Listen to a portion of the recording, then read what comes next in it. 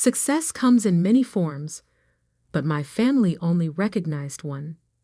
The corporate ladder climbed exactly the way they thought it should be. I'm Alexander Mitchell, and this is the story of how I went from being the family disappointment to the one signing their paychecks. Growing up in the affluent suburbs of Chicago, everything in my life was measured against my siblings' achievements. My older brother Michael was the golden child, Harvard Business School graduate, and rising star at Goldman Sachs. My sister Diana was the perfect corporate attorney, making partner at her firm by 30. And then there was me, the youngest, who dared to think differently. Another startup, Alex? Mom would sigh whenever I mentioned my latest venture. When are you going to get a real job like your siblings? She'd worked at Meridian Technologies for 20 years, climbing from junior analyst to senior vice president of operations. The corporate world was her religion, and my refusal to join, it was nothing short of heresy. Dad wasn't much better. As a retired investment banker, he measured success in quarterly reports and profit margins. My early attempts at entrepreneurship were met with thinly veiled disappointment. You know, he'd say during our weekly family dinners, Michael's firm is always looking for analysts. With your degree from Northwestern, you'd be a shoo-in. What they didn't know, what none of them knew, was that I'd been building something bigger than they could imagine. While they saw me bouncing between startups, I was actually executing a carefully crafted plan. It started 5 years ago when I noticed a gap in the tech security market. Companies were spending millions on cybersecurity, but their physical security systems were stuck in the past. I founded Mitchell Security Solutions with $50,000 borrowed from my savings and a vision of integrating AI with physical security infrastructure. The first 2 years were brutal. I worked from my garage, living on ramen and coffee, pouring every penny back into development. My family's comments grew increasingly pointed. "Still playing with your little security company." Michael would smirk during holiday gatherings. "Let me know if you need a real job. I can put in a word at Goldman." Diana was more direct. "You're embarrassing the family, Alex. Do you know how it looks when people ask what my brother does? And I have to say you work from your garage." But I had a secret weapon they knew nothing about. Dr. James Anderson, my old professor from Northwestern and one of the leading experts in AI development. He saw the potential in my ideas and became my mentor, opening doors they didn't even know existed. "Keep quiet about it," he advised when we secured our first major contract. "Let them underestimate you. It'll make the revelation so much sweeter." That first contract led to others. Major banks, tech companies, and eventually government facilities began adopting our security systems. I moved operations to a real office but kept the company private, operating through shell corporations to maintain anonymity. The press called me reclusive. I called it strategic. 3 years in, something unexpected happened. Meridian Technologies, my mother's company, announced they were looking to acquire a security firm to modernize their infrastructure. Mom couldn't stop talking about it at family dinners. "It's going to be the biggest acquisition in company history," she'd boast. "They're looking at all the top firms. Of course, they'd never consider one of those small startups." I smiled and passed the potatoes. What she didn't know was that Mitchell Security Solutions had already caught Meridian's attention. Our AI-driven security systems were years ahead of the competition, and our client list was impressive, even if no one knew who owned the company. The acquisition talks were handled through intermediaries. I let my team handle the meetings while I worked behind the scenes. Mom would come home excited about the mysterious company that might save Meridian's security division, never realizing she was talking about her disappointment of a son. Then came the twist that would change everything. During the negotiations, we discovered that Meridian's security infrastructure was weaker than they'd admitted. They weren't just looking for an acquisition. They desperately needed one to prevent a potential security catastrophe. I could have walked away, let them scramble to find another solution. But I saw an opportunity for something better. Instead of a simple acquisition, I proposed a merger that would effectively give Mitchell Security Solutions control of Meridian's entire security division. The board was desperate enough to agree. The final detail? I would become CEO of the merged companies. The papers were signed on a Tuesday. The announcement would be made the following Monday. And in between, Thanksgiving at the Mitchell family home. Mom had been especially insistent about attendance this year. The CEO is coming, she announced proudly. He wants to meet the whole family before the big announcement on Monday. What she didn't know was that I'd arranged it deliberately, chosen this moment for maximum impact. The paperwork was signed, the deals were done, and there was nothing anyone could do to change it. Thanksgiving morning arrived crisp and clear. I pulled up to my parents' house in my usual Honda Civic. No need to spoil the surprise with the Porsche just yet. Mom was in full hostess mode, directing caterers and fussing over place settings. "Alex, at least tell me you're wearing the suit I bought you," she said by way of greeting. "Don't worry, Mom. I'm dressed appropriately for the occasion." Michael arrived next, stepping out of his luxury car with his wife Jessica, both dressed like they'd stepped out of a corporate catalog. Diana followed shortly after, already checking emails on her phone. "Look who finally learned to be on time." Diana smirked, eyeing my casual arrival. "Though you could have dressed better for Mom's big day." I just smiled and helped carry dishes to the dining room. As guests began arriving, Mom's colleagues from Meridian, all eager to be present for what they knew would be a historic announcement. The comments about my career choices grew more frequent. "Still working on that startup?" one of Mom's colleagues asked, not bothering to hide his condescension. "Something like that," I replied, checking my watch. Almost time. We gathered around the massive dining table, 24 people in all. Mom was practically glowing with pride as she introduced her executive colleagues, saving the most important announcement for last.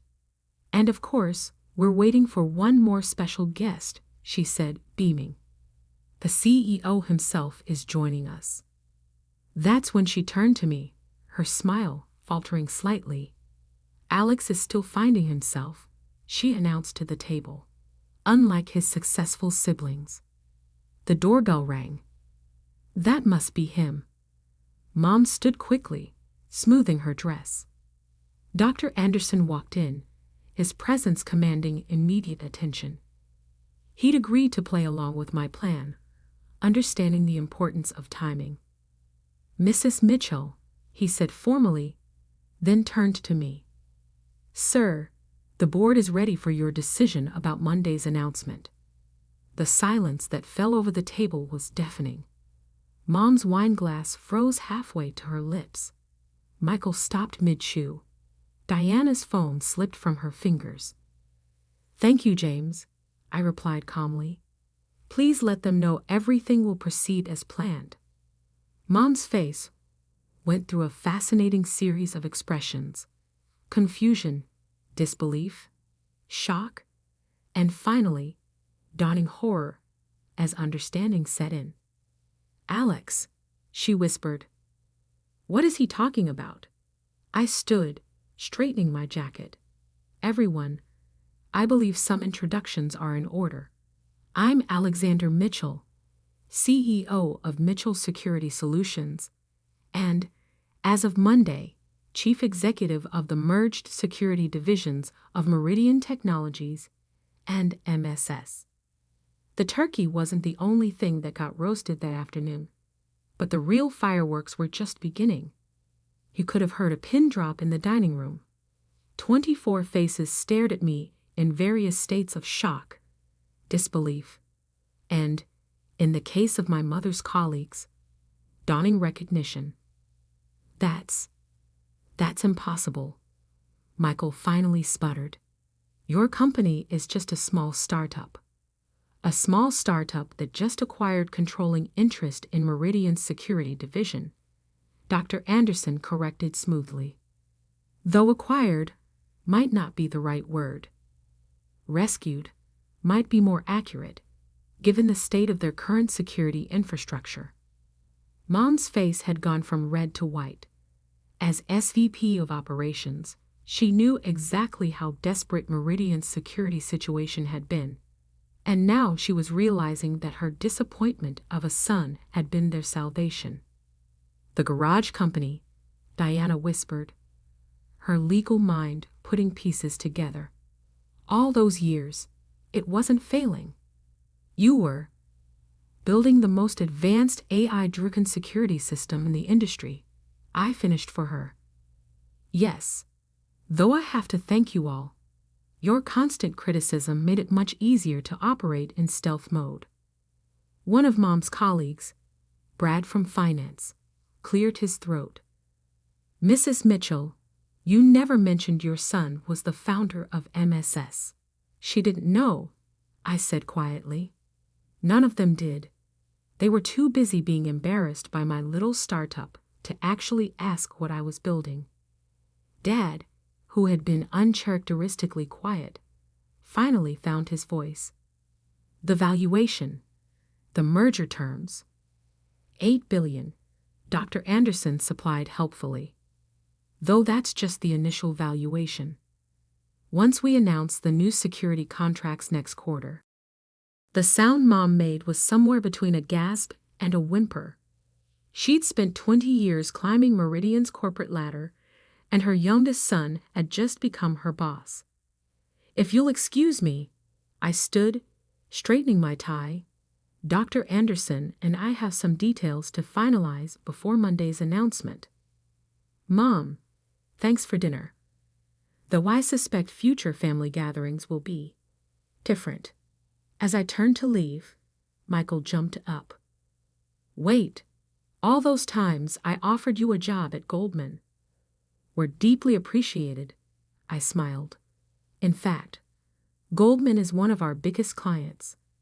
Your boss reports to my board next week about their security upgrade needs. Jessica, Michael's wife, actually snorted into her wine glass. She'd always been the only one who bothered to ask about my work with genuine interest. The next few days were chaos. News of the merger leaked, and suddenly the reclusive tech genius behind Mitchell Security Solutions was front-page news. My face was splashed across business magazines, my overnight success story, dissected by talking heads who had no idea it was built on years of careful planning. Monday morning, I walked into Meridian's headquarters for the official announcement. The security guard did a double-take. He was used to waving me through as Mrs. Mitchell's son when I visited Mom for lunch. Now he was scrambling to find my new executive access badge. The boardroom was packed. Mom sat rigid in her SVP chair, looking like she'd aged 10 years over the weekend. The other executives were a mix of nervous and curious. They'd all heard rumors about my management style. Ladies and gentlemen, I began, let's talk about the future of corporate security. For the next hour, I laid out my vision. The integration of AI with physical security, the predictive threat analysis system, the contracts we'd already secured with major global corporations. With each revelation, I could see my mother's colleagues realizing just how badly they'd underestimated me. And finally, I concluded, let's address the elephant in the room. Yes, my mother is SVP of operations. No, this won't affect her position. I paused for effect. Her performance review will be handled by the board, just like any other executive. The relief on Mom's face, lasted exactly 3 seconds before she realized what that meant. She'd have to prove her worth just like everyone else, without family connections to fall back on. After the meeting, she tried to catch me alone. "Alex, honey, we should talk." "Of course," I replied professionally. "Have your assistant contact mine for a meeting. I'm pretty booked this week, but we should be able to find time next Tuesday." Her face crumpled slightly. "I'm your mother." "And I'm your CEO," I said quietly. "We'll need to figure out how to navigate that professionally. Just like you always wanted me to learn about the corporate world, remember?" The next few weeks were a masterclass in family dynamics under corporate pressure.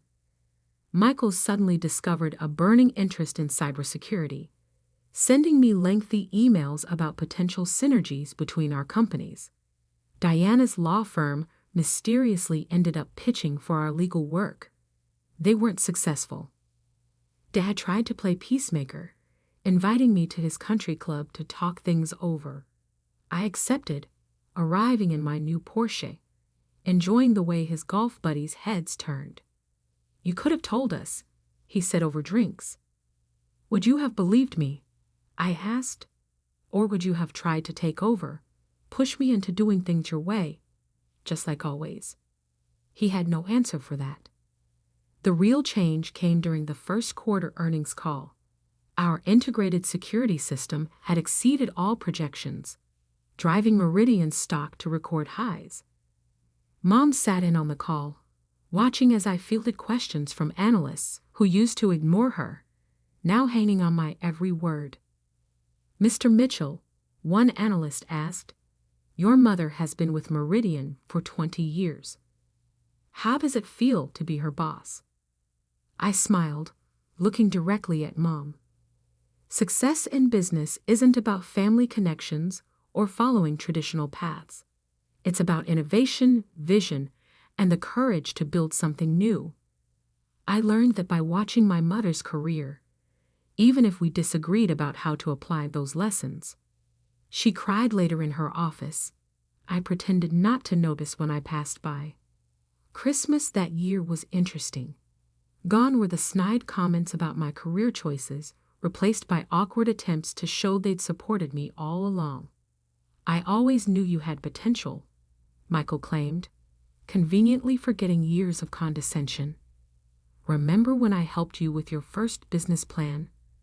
Diane added, apparently forgetting she'd refused to even read it. Mom had prepared my favorite dishes, a transparent attempt at reconciliation. But as we sat around the table, the power dynamics had shifted irrevocably. "I got you something," I said, handing Mom a small package. Inside was a framed copy of my first business plan, the one I'd written in that garage they'd been so ashamed of. Attached was a note. "Thanks for teaching me that success comes in many forms, even if you didn't mean to. 5 years have passed since that Thanksgiving revelation. Meridian's security division, under my leadership, has become the industry standard. Michael's firm now pays us handsomely for their security needs, and Diana's law firm regularly loses bids to our preferred counsel. Mom still works at Meridian, though she's no longer SCVP. She took a different role, heading up our corporate training division. Turns out she's excellent at teaching others about corporate structure, even as she struggled to see beyond it herself. Last month, Northwestern Business School invited me to give the commencement speech. As I stood at the podium, I could see my family in the audience, their expressions so different from those dismissive looks of years past. "Success isn't always about climbing the ladder someone else built," I told the graduates. "Sometimes it's about building your own ladder, even if others can't see where it leads. And sometimes the best revenge isn't proving others wrong. It's proving yourself right in ways they never imagined possible." After the ceremony, Mom hugged me tightly. "I'm sorry," she whispered. "We were so focused on our version of success, We couldn't see you were creating something better." "It's okay," I replied. "Though I hope you've learned to ask about people's garages. You never know what they're building in there." Dad shook my hand, pride finally reaching his eyes. "You showed us all," he said simply. Yes, I did. But the real victory wasn't in proving them wrong. It was in building something that made their version of success look small by comparison. These days, when people talk about the Mitchell family, they don't mention Michael's banking career or Diana's law partnership. They talk about the youngest son who revolutionized corporate security, who built an empire from a garage, while his family was too busy judging to notice. And Mom? She finally stopped introducing me as her son who was finding himself. Now she just says, "This is Alex, my son, and my boss." The pride in her voice is real now, earned rather than expected. Sometimes the best success story isn't about following the path others set for you. It's about blazing your own trail and letting them catch up when they finally see where it leads. Last week, I bought my parents' house, the one where that fateful Thanksgiving dinner took place. Not to live in, but to convert into Mitchell Security's new innovation center. The garage where I started will become our AI research lab. Because sometimes the sweetest revenge isn't just success. It's turning the place they doubted you into the foundation of an empire they never saw coming. And that's a success story even my family had to admit they never saw coming.